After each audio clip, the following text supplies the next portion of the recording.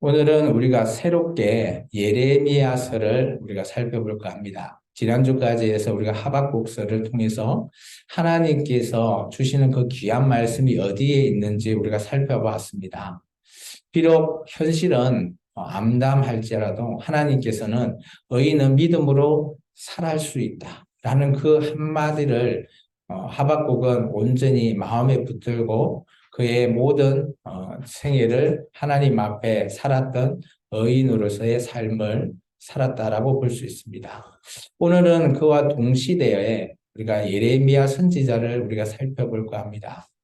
우리가 예레미야서는 어떻게 보면 좀 52장으로 좀 긴 선지서인데 이 예레미야서는 어떻게 보면 이 당시 가장 어려웠던 시기에 활동했던 선지자로 보여집니다. 예레미야서를 잠깐 우리가 한 5분 정도 제가 화면을 통해서 요약해서 예레미야가 어떻게 구성되어 있는지를 한번 살펴보고 오늘의 말씀을 전할까 합니다. 우리 예레미야가 예레미야서를 쓰면서 활동했던 시기는 어떻게 보면 다섯 유다의 마지막 요시야 시대부터 그의 아들까지 해서 시드기야 왕까지 해서 5명의 왕이 활동했던 시대에 예레미야가 활동하게 되었습니다. 그러니까 남유다의 마지막에 활동했던 선지자라고 보시면 됩니다. 이런 예레미야는 아나돗이라고 하는 베냐민 땅에 거주하고 있는 그곳에서 예레미야가 활동하게 되죠. 우리의 지도를 보시면 아나돗은 예루살렘과 거의 가깝게 있기 때문에 남유다의 멸망을 정말 가까이에서 예루살렘 성을 지켜보면서 활동했던 선지자로 여겨집니다. 예레미야는 크게 두 가지의 주제로 우리가 52장을 살펴보면 좋겠습니다. 첫 번째는 예레미야가 말하고자 하는 메시지는 회개입니다. 하나님께 돌아가자라고 하는 회개를 통해서 하나님께서 원하시는 것이 무엇인지를 그들 백성들에게 메시지를 전해 주었죠. 근데 우리가 예레미야서를 제가 이렇게 표시를 했죠. 장절을. 이 장절을 찾아가 보면 정말 이들이 하나님을 안다라고 하지만 정말 자기의 욕심과 하나님의 뜻이 전혀 정반대의 길로 가게 되는 그곳에서 하나님께 돌아가자 요즘 우리말로 하면 말이 씨알도 안 먹히는 그런 상황에 놓여 있다라고 보시고 예레미야서를 읽으면 우리가 좀 쉽게 예레미야서를 우리가 살펴볼 수 있으리라 봅니다. 그리고 두 번째 주제는 뭔가 하면 우리가 오늘 1장 10절에 나오는 말씀인데요. 하나님께서 뽑고 다시 심겠다는 거예요. 1장 10절의 말씀을 보면 뽑고 파괴하며 파멸하고 넘어뜨리고 건설하고 심게 하겠다. 이것은 뭔가 하면 하나님께서 심판하시고 난 이후에 다시 남은 자를 통해서 회복시키시겠다라는 메시지입니다. 이 두 가지의 메시지를 통해서 우리가 예레미야 52장을 살펴보면 우리가 예레미야서 안에 간통하고 있는 메시지가 무엇인지를 우리가 쉽게 이해할 수 있으리라 보여집니다. 예레미야서를 이제 장별로 살펴보면 이렇습니다. 오늘은 우리가 1장을 살펴볼 건데요. 1장은 예레미야가 하나님 앞에 소명받는 장입니다. 그리고 2장에서 6장에는 요시야 왕 때에 활동했던 예레미야의 사역이고요. 그리고 7장에서 13장은 이제 북방에 있는 바벨론이 오기 때문에 바벨론의 그 심판을 기다리는 남유다 이렇게 보시면 되고요. 그리고 14장에서 17장은 하나님과 예레미야의 정말 눈물 섞인 대화할 수 있는 이게 어떻게 보면 우리가 이 대화라고 하는 것은 기도죠. 하나님과 예레미야의 기도 속에서 정말 어떻게 보면 하나님도 한 분, 그리고 하나님이 간절히 원했던 그 이스라엘 백성 중에서도 하나님을 마음을 아는 자도 한 명, 예레미야죠. 두 명이 어떻게 보면 동병상련의 그런 마음으로 너무 정말 눈물 나는 대화 우리 살펴볼 거고요. 그리고 18장에서 24장은 예레미야에게 또 다른 이런 절망 속에서 나라가 망하고 나면 끝나버린다? 그거 아니다라는 것을 보여주십니다. 그리고 24장, 25장에서 34장은 그런 새로운 하나님과의 하게 되는 이 예루살렘을 하나님께서 새로운 언약을 통해서 일하실 것이라는 것에 어떻게 보면 계시적인 메시지가 담겨 있고요. 그리고 35장에서 45장은 그래도 유다는 멸망할 수밖에 없다라는 것을 얘기합니다. 그리고 마지막 46장에서 52장은 남유다뿐만 아니라 주변의 열방 나라들까지 다 멸망한다라는 메시지로 담겨 있다라는 겁니다. 오늘은 우리가 예레미야서 1장을 통해서 예레미야가 하나님 앞에 소명, 콜링 받는 순간을 우리가 살펴볼까 합니다. 우리는 하나님 앞에 이렇게 콜링 받은 적이 있죠. 우리가 예수님을 만나고 예수님의 그 콜링에 의해서 지금 여기 예배 자리로 여러분이 앉아 있는 거잖아요. 우리가 하나님 앞에 이렇게 콜링 받는다라는 것은 여러 가지 경로를 통해서 우리가 받을 수 있다라고 저는 여겨집니다. 여러분은 누군가의 전도에 의해서 하나님을 만나고 예수님이 어떤 분이신지를 알게 되었잖아요. 그렇게 여러분은 전도를 통해서 대부분은 콜링을 받습니다. 오늘 예레미야 같은 선지자는 하나님의 말씀을 통해서 하나님께서 부르시죠. 우리가 성경에 보면 그냥 말씀만으로 다 선지자를 부른다? 그렇지 않습니다. 여러 경우를 통해서 각자 선지자에게 하나님께서 부르신다라는 거예요. 그러면 잘 한번 생각해 볼까요? 우리가 하나님께서 우리를 이렇게 부르시는데 이렇게 불러주신 하나님의 이게 부르심이다? 우리가 어떻게 알 수 있을까요? 하나님이 우리에게 내가 너를 불렀어 라고 했는데 그 메시지를 우리가 어떻게 판단할 수 있을까요? 대답하실 분 없으신가요? 오늘 한 해는 어떻게 보면 예레미야죠. 오늘 예레미야 우리가 보시면 4절에서부터 보면 하나님께서 말씀으로 불러주시는 거예요. 근데 여러분은 한번 우리 경우를 한번 생각해 볼까요? 우리는 하나님이 언제 부르시죠? 이렇게 질문하면 아무도 답변하지 않겠죠. 근데 좀 쉽게 생각해 보시죠. 우리가 하나님을 만나는 그 방법이 어떤 것이 있나요? 그죠? 이 예배자의 자리에서 예배 드릴 때 하나님을 만나는 겁니다. 그렇다면 이 자리에서 하나님께서 여러분을 부르시는 겁니다. 제가 이 말씀을 전하고 있지만 여러분에게 그 말씀이 여러분 각자에게 똑같이 제가 전하는 말씀이 그대로 요즘 같으면 컨트롤 C, 컨트롤 V로 말씀이 복사가 될까요? 저는 그렇지 않다고 봅니다. 제가 오늘 예레미야 1장의 말씀을 전하고 있지만 여러분이 이 말씀을 듣고 나서 여러분 각자의 또 다른 말씀으로 그걸 우리가 레마라고 하죠. 레마의 말씀으로 여러분에게 임하신다라는 거죠. 각자의 말씀. 그렇다면 그 각자의 말씀은 무엇일까? 그것이 바로 하나님의 부르심이라는 겁니다. 또 다른 부르심은 뭐가 있을까요? 저는 그것은 기도라고 봅니다. 우리가 하나님을 만나는 가장 쉬운 방법이 뭘까요? 기도하는 겁니다. 왜 그렇죠? 여기 답해 주실 사람 있나요? 왜 우리가 기도하면 하나님이 우리의 기도를 응답하신다라고 여러분은 생각하신가요? 말씀에 적혀 있기 때문에. 그것도 정답이라고 보여집니다. 하나님께서 나를 부르라. 그죠? 나를 찾으라. 라고 말씀에 여러 개 말씀을 보면 기록되어 있습니다. 그렇기 때문에 우리는 하나님께 기도하는 거죠. 물론 기도하는 방법은 여러 가지가 있겠죠. 그렇지만 하나님을 애타게 찾는 방법 중에 하나는 기도가 또 있는 거예요. 기도를 통해서 하나님께서 우리를 부르시는 겁니다. 우리에게 어떻게 하라라고 불러주시죠.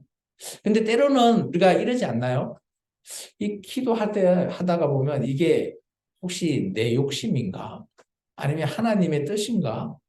헷갈릴 수도 있죠. 혼동될 때도 있습니다. 저만 그런가요? 여러분은 뭐 기도하면 다 하나님의 뜻으로 받아들이고 그대로 순종하신가요? 참 대단한 믿음이시죠? 저는 목사지만 기도하다 보면 이게 내 욕심으로 내가 기도하는 건가 아닌가? 그럴 때도 있더라고요. 남을 위해서 기도해주고 있지만 그게 혹여나 나의 욕심?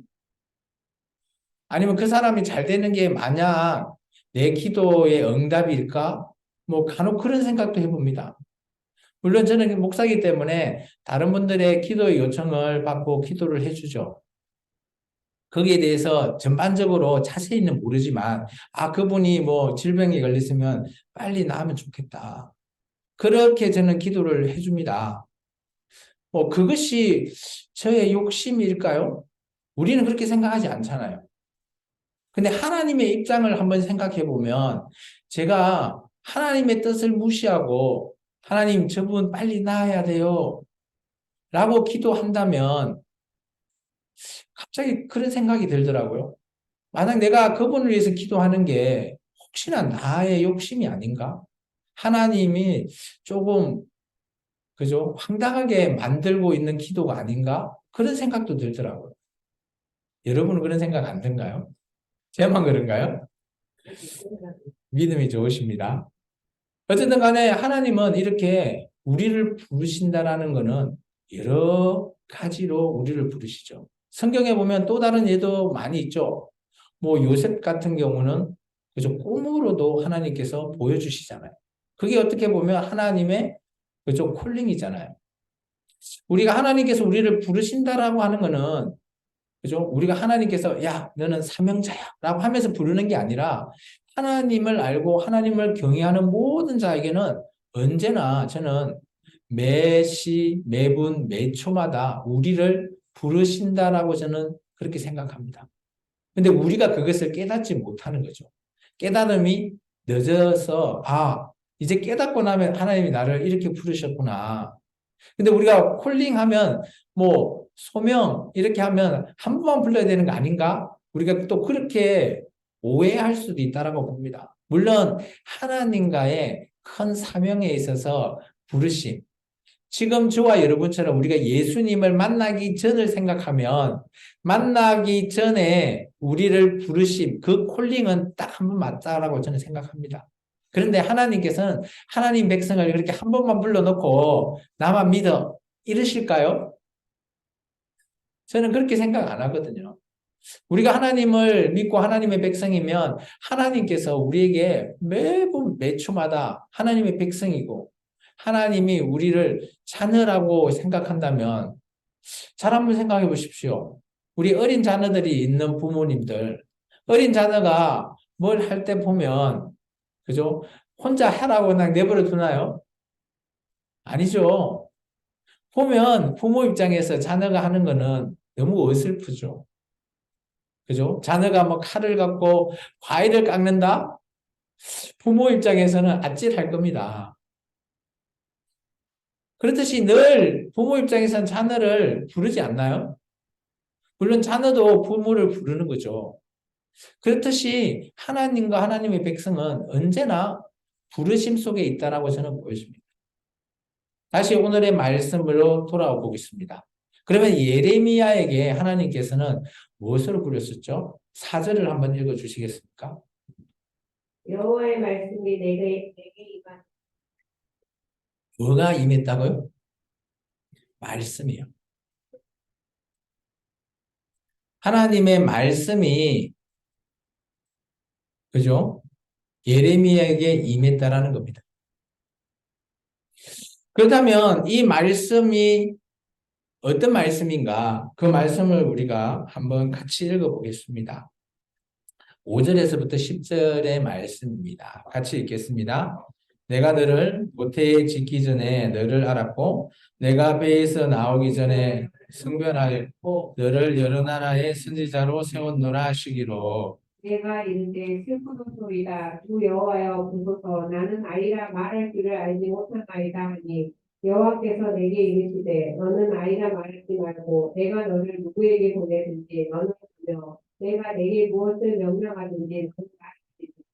너는 그들 때문에 두려워하지 말라. 내가 너와 함께하여 너를 구원하리라. 나 여호와의 말이니라 하시고 여호와께서 그 손을 내밀어 내 입에 대시며 여호와께서 내게 이르시되 보라 내가 내 말을 내 입에 두었노라. 보라 내가 오늘 너를 여러 나라와 여러 왕국 위에 세워 내가 그것들을 꼭꼭 파괴하며 파멸하고 넘어뜨리며 분설하고 신게 하였느니라 하시니라. 아멘. 하나님께서 예레미야에게 불렀을 때 예레미야가 뭐라고 답변하죠? 하나님, 저는 아이예요. 우리 아이라고 하면 우리는 나이가 한 어느 정도라 생각하십니까? 10대? 그건 우리 생각이고요. 이스라엘 민족은 아이라고 하면, 그리고, 여기 잘 보시면 1장에 보면, 예레미야는 제사장의 아들입니다. 제사장의 아들이면 제사장의 역할을 계속해서 수행을 해야 되는 거죠. 근데 우리가 제사장의 역할을 수행할 수 있는 공식적인 나이는 30세입니다. 그래서 이스라엘 민족은 보통 30대까지는 아이다라고 보통 표현합니다. 그래서 우리가 10대라고 생각하지 마시고 이제 하나님의 사역을 시작할 수 있는 나이라고 생각하시면 될 겁니다. 그런데 오늘 예레미야는 이렇게 얘기하죠. 하나님, 저는 그죠? 말을 잘 못해요. 누가 떠오르죠? 하나님 앞에 이런 말 했던 예레미야 이전에 했던 그런 인물이 있죠. 호렙산에서 하나님을 만났던 모세. 말이 어둔해서 제가 바로한테 가서 어떻게 말해요? 그러니까 하나님께서 네 형 아론 있잖아. 라고 말했잖아요. 오늘 이 예레미야도 얘기합니다. 그죠? 나는 아이라 말할 줄을 알지 못한다. 진짜 말을 못해서 못한다라고 할까요? 아마 예레미야는 저는 이렇게 생각합니다. 하나님께서 야, 이제 너 사역할 때 됐어. 이제 내 메시지 네가 가서 좀 전해라 라고 합니다. 그 메시지가 어디 있는가 하면 7절 내용이죠. 너는 누구에게든지 내가 보내면 너는 가. 그리고 내게 무슨 명령을 하든지 너는 그 간 곳에 있는 사람들에게 내 말을 해라는 거. 아마 예레미야는 이 말 때문에 저는 말을 잘 못해요 라는 것이 진짜 우리가 대화를 못한다는 게 아니라 하나님의 메시지를 전할 수 있는 그런 마음이 아직 준비가 안 됐다라고 생각했다라는 거죠. 우리가 어떤 자리에 가면 그죠? 저 말 잘 못해요 라고 하는 게 말을 못해서 못하는 거예요? 아니죠. 준비가 안 됐다라는 거죠. 그리고 그거 할 용기가 안 생겨서 그래서 선뜻 나가서 어떤 연설이나 메시지 전달하는 것이 쉽지 않기 때문에 대부분은 준비가 아직 안 됐다라고 여기시면 됩니다. 근데 하나님께서 이렇게 얘기하십니다. 8절에 보시면 야, 너 두려워하지 말라. 내가 너와 함께 있기 때문에 네가 그곳에서 어떤 말을 전하든지 너는 여기 보면 8절에 보면 너를 구원한다라고 하죠. 이 구원은 뭔가 하면 우리가 천국 가는 구원이 아니고요. 네가 어떤 자리, 어떤 사람 앞에 서서 내 메시지를 전할지언정 너는 죽지 않을 거야 라는 겁니다. 그것이 구원이라는 거죠. 그래서 하나님께서 오늘 손을 내밀어서 예레미야 입에 댔답니다. 혹시 또 이런 또 퍼포먼스를 받았던 소명을 받았던 선지자가 혹시 기억나지 않나요? 그 선지자는 입에 숯불을 갖다 댔죠. 정결하기 위해서. 떠오르는 선지자 없습니까? 그렇죠. 이사야 선지자. 여기 입에 갖다 댄다라고 한다는 건 뭔가 하면 예수님도 이런 말을 하지 않았나요? 그래서 바리새인이 제자들을 향해서 뭐 비난했을 때 예수님이 이런 말을 한 걸로 저는 기억합니다. 우리가 입으로 먹고 그래서 뒤로 나오는 게 더러운 게 아니라 입에서 나오는 게 더럽다. 그 말은 뭐죠? 입에서 나오는 것 자체의 말, 입에서 나오는 말은 뭐예요? 메시지잖아요. 이 메시지가 더 더럽다라는 거예요. 그렇다면 우리가 말하는 거는 물론 메시지를 통해서 좋은 방향도 있지만 반대로 우리가 이거 말을 한번 잘못하면 그죠? 듣는 사람 입장에서 충격을 받거나 또 그 말로 통해서 실망해서 죽음에 이를 수도 있다라는 거예요. 그래서 오늘 하나님께서 예레미야 입에 손을 갖다 댔죠. 그러면서 이렇게 얘기하십니다. 여호와께서 이러죠. 내가 내 말을 내 입에 두었다. 하나님께서 예레미야의 입에 하나님의 메시지를 두었다라는 거죠. 이 말은 이제 예레미야가 선지자로서 사역을 시작하게 되었다라고 보시면 됩니다. 여러분은 하나님 앞에 늘 메시지를 받으시죠? 하나님의 부르심을 받지 않나요? 오늘 우리가 예배를 드릴 때도 제가 예레미야 1장의 말씀을 전하고 있지만 여러분은 여러분 각자에게 전해지는 또 여러분 각자에게 마음이 담기는 메시지, 키워드가 있을 겁니다. 그것이 하나님이 여러분에게 주시는 여러분 마음에, 여러분 입에 주시는 메시지라 보시면 됩니다. 그러므로 나와 하나님과의 관계가 어때요? 이제 하나가 되는 거죠. 연결이 되는 겁니다. 우리는 하나님이 눈에 보이지 않지만 마치 예레미야가 하나님이 이렇게 연결되어 있는 것처럼 보인 듯이 우리도 마찬가지. 우리가 드려지는 이 예배 속에서도 지금 우리가 여러분이 저를 보고 있지만 지금 우리가 드리는 이 예배는 이 땅의 생명나무 교회에서 드리고 있지만 여러분은 성경을 통해서 조금 생각해 보시면 우리가 드리는 이 예배 교회잖아요. 우리 교회는 우리 자신도 교회지만 교회의 머리 되신 예수님과 함께 예배하는 겁니다. 예수님은 하나님의 보좌 앞에 나아갈 수 있는 거죠. 그렇다면 우리가 드려지는 이 상황은 지금 여러분은 저를 보고 있지만 우리 전체는 하나님 보좌 앞에서 나아가서 지금 드리는 것이 예배라는 겁니다. 따라서 여러분은 저를 보지만 저를 보지 마십시오. 우리가 나아가서 지금 봐야 할 그분은 바로 하나님이시죠. 하나님 보좌 앞에 하나님께서 지금 보고 계시는 거죠. 우리가 예수님을 통해서 나아가서 지금 드리는 것이 예배라는 겁니다. 그래서 하나님께서는 우리에게 늘 말씀을 우리에게 먹이시고 말씀을 주시죠. 제가 매주 여러분에게 이렇게 말씀을 그저 심부름 하듯이 여러분은 이 말씀을 통해서 여러분 각자의 메시지를 또 찾으시기 바랍니다. 그것이 하나님과 연결되어 있다라는 증거죠. 그럼 하나님은 이 예레미야에게 어떤 메시지를 줬을까요? 두 가지 메시지를 줍니다.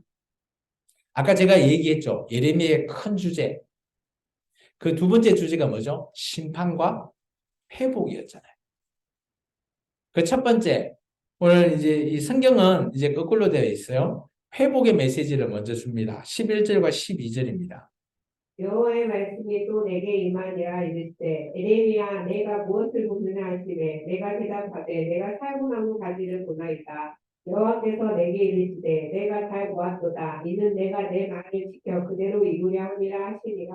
아멘. 여기 살구나무라고 되어 있죠. 이거는 이제 우리식으로 번역하니까 살구나무인데 이쪽 지방에는 아몬드, 우리 아몬드 목주 알죠? 아몬드. 그 아몬드 나무라고 보시면 됩니다. 이게 원어로 보면 쇠케르라고 하는 단어예요. 근데 놀랍게도 이 쇠케르라고 하는 음률이 비슷한 단어가 12절에 있습니다. 지켜라고 되어 있죠. 지켜. 지켜. 지켜라는 단어가 사카드라는 겁니다. 쉐케르, 사카드. 비슷하잖아요. 음률이 비슷한 표현으로 문학적 우리 뭐라고 하죠? 문학적인 표현? 비슷한 음률로 그것을 비유적으로 이렇게 말할 때 이런 표현을 쓰거든요. 그래서 여기 말은 뭔가 하면 하나님께서는 살구나무 가지를 봤다라는 게 그 살구나무가 세케를. 근데 하나님께서 오늘 내 말을 지킨다. 이루겠다라는 거죠. 그게 사카드. 그러면 하나님께서 뭐 하시겠다고요? 이제 내 말을 이루겠다라는 거죠. 이룬다라는 게 뭡니까? 이제 이스라엘 백성이 언젠가는 회복될 거다라는 메시지라는 거예요. 그리고 두 번째 메시지를 주십니다. 두 번째 메시지는 우리 13장부터죠. 13장부터 끝까지 읽어보겠습니다. 여호와의 말씀이 다시 내게 임하니라 이르시되 내가 무엇을 보느냐 대답하되 소형 강화를 보나이다. 그 윗면이 북에서부터 기울어졌나이다 하니 여호와께서 내게 이르시되 재앙이 북방에서 일어나 이 땅의 모든 주민들에게 부어지리라. 내가 북방 왕국들의 모든 족속들을 부을 것인즉 그들이 와서 예루살렘 성문 어귀에 각기 자리를 정하고 그 사방 모든 성벽과 유다 모든 성읍들을 치리라. 여호와의 말이니라. 우리가 나를 버리고 다른 신들에게 분양하며 자기 손으로 만든 것들에게 절하였은즉 내가 나의 심판을 그들에게 수고하여 그들의 모든 죄악을 징계하리라. 그러므로 너는 내 허리를 동이고 일어나 내가 내게 명령한 바를 다 그들에게 말하라. 그들 때문에 두려워하지 말라. 내가 그들 앞에서 두려움을 당하지 않게 하리라. 보라, 내가 오늘 너를 그 온 땅과 유다 왕들과 그 지도자들과 그 제사장들과 그 땅 백성 앞에 견고한 성읍 세기 등 녹성벽이 되게 하였은즉 그들이 너를 치나 너를 이기지 못하리니 이는 내가 너와 함께하여 너를 구원할 것임이니라. 여호와의 말이니라. 아멘. 두 번째 메시지는 심판의 메시지입니다. 13절에 중간에 보시면 끓는 가마를 봤다 그죠? 끓는 가마가 뭐냐? 이 끓는 가마가 잘 보면 북에서부터 기울어져 있는 끓는 가마예요. 가마 안에 어떤 것들이 끓고 있죠. 근데 이게 북에서부터 기울어져서 쏟아지는 겁니다. 이것은 바로 바벨론 군대를 얘기하고 있습니다. 그렇다면 이 끓는 가마에 담긴 메시지는 뭘까요? 그것은 바로 심판을 얘기하고 있습니다. 왜 심판을 얘기하냐? 16절 봐보시면 이들이 어떻게 한다고요? 하나님을 버리고 다른 신에게 분양한다는 거죠. 하나님께서는 계속해서 이스라엘 민족이 하나님의 뜻을 저버리고 우상을 숭배하는 그것을 어떻게 보면 어마어마하게 참고 계셨어요. 사사기 시대부터 봤을 때 지금 여기 예레미야까지 보면 못해도 그죠? 한 700년, 5, 600년 그 정도 될 겁니다. 하나님께서 선지자를 통해서 계속해서 메시지를 전했죠. 나 외에 어떤 신도 섬기지 말라. 우리가 모세가 호렙산에서 하나님 앞에 받은 10가지 계명 중에 첫 번째가 바로 그겁니다. 근데 그 첫 번째를 하나님의 백성이 지키질 못해요. 이 하나님께서는 심판의 메시지를 예레미야에게 남길 수밖에 없는 거예요. 우리도 한번 잠잠히 생각을 한번 해볼 필요가 있습니다. 오늘 우리는 하나님 앞에 그죠? 지켜야 할 것, 그리고 지키지 하면 안 되는 것, 두 가지가 있잖아요. 성경을 보면. 우리는 얼마만큼 순종하고 있는지를 한번 생각해 봐야 돼요. 근데 정말 중요한 거는, 그죠? 지켜야 할 것 중에 하나가 바로 십계명이라고 보면 그 첫 번째겠죠. 우리가 어떤 모든 것들에 있어서 기초가 하는 게 있습니다. 기초. 건물을 지을 때도 기초가 있고요. 어떤 거를 계획할 때도 기초가 있죠. 근데 이 기초가 흔들려 버리면 그 위에 어떤 것도 서지 못하죠. 예수님은 이런 비유로 쓰지 않았을까요? 그때 여러 제장과 바리새인들인가? 하여튼 이스라엘 민족에게 이런 비유를 하셨습니다. 그죠? 반석 위에 짓는지 모래 위에 짓는지 기초가 문제죠. 제자한테 했겠죠? 반석 보니까 페트라 그죠? 베드로 생각이 나네요. 반석 위에 지어야지만이 기초가 흔들리지 않죠. 근데 모래 위에는 아마도 어마어마하게 많은 것을 지어 놓을지언정 아름다운 것을 지어 놓은지언정 한순간에 무너져 내리는 거예요. 오늘 이스라엘 민족이 왜 하나님 앞에 심판을 받을 수밖에 없냐? 바로 그 기초가 문제라는 거예요. 오늘날 우리 교회는 어떻습니까? 성령님의 도우심으로 지금 우리 대한민국은 얼마나 행복하게 신앙생활을 하고 있습니까? 이런 와중에 우리는 기초가 흔들려 버리는 일을 하면 안 된다는 거죠. 제가 좀 고발해 볼까요? 교회를 다니면서 그죠? 연말이나 아마 연초에 뭐 점을 보러 간다든지 아니면 요즘 MZ 세대 같은 경우는 뭐 TV도 보면 뭐 타로 카드 뭐 그런 것도 한다든지 아니면 또 요즘은 그죠? 몸에 막 이런 거 새기는 거 막 하죠. 이런 모든 것들 성경에 잘 읽어보면 하라고 한 거 있나요? 제 기억으로는 그런 거 해라라고 하는 게 전혀 없거든요. 하지 말아에 다 들어있는 겁니다. 우리가 너무 편안하게 신앙생활을 하고 있는 나머지 정말 우리의 기초가 그런 것으로 흔들리면 안 된다라고 저는 생각되어집니다. 오늘의 말씀을 한번 돌이켜 보면 뭐 그렇게 어려운 말씀이 아니에요. 예레미야를 통해서 하나님께서 부르셨죠. 그리고 하나님께서 두 가지의 메시지를 보여줬어요. 심판과 회복. 자, 그리고 예레미야는 자기는 말 못한다지만 하나님께서 말할 수 있는 능력을 입에다가 부어주셨어요. 그러면 어떻게 해야 되죠? 예레미야 입장에서는 일하러 가야 됩니다. 사역을 해야 되죠. 말씀을 선포해야 되는 거죠. 예레미야는 이 말씀을 순종하기 위해서 우리가 나중에 예레미야 52장까지 읽어보면 참 예레미야의 사역이 쉽지 않았다. 때로는 막 어떻게 보면 목숨이 왔다 갔다 하는 그런 상황도 있을 거예요. 또 때로는 하나님 앞에 자신이 왕따당해서 하나님한테 한탄해하는 눈물 흘리는 예레미야도 보여주고요. 예레미야는 40년 동안 사역을 하면서 결혼도 하지 못합니다. 왜냐? 하나님께서 하지 말아요.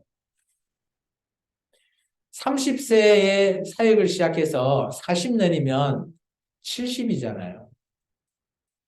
사실은 사역이 끝나고 나면 나이가 70인데 그때 되면 여러분 인생 어떻게 살았다라고 판단되시나요? 너무 허무하다라고 생각하지 않나요? 뭐 결혼도 못해. 하나님의 사역을 위해서 열심히 했는데 자기가 하는 말을 알아먹는 사람은 한 명밖에 없고 나머지는 다 자기를 죽이려고 하는 그런 선지자들밖에 없고 위기 속에서 하나님의 메시지를 전했는데 모든 백성이 예레미야를 죽이려고 하고 어떻게 보면 하나님의 이 부르심을 받은 예레미야가 아마 순종하기로 결단을 하고 난 이후의 모습입니다. 결코 우리 식으로 예수 믿으면 부자 된다.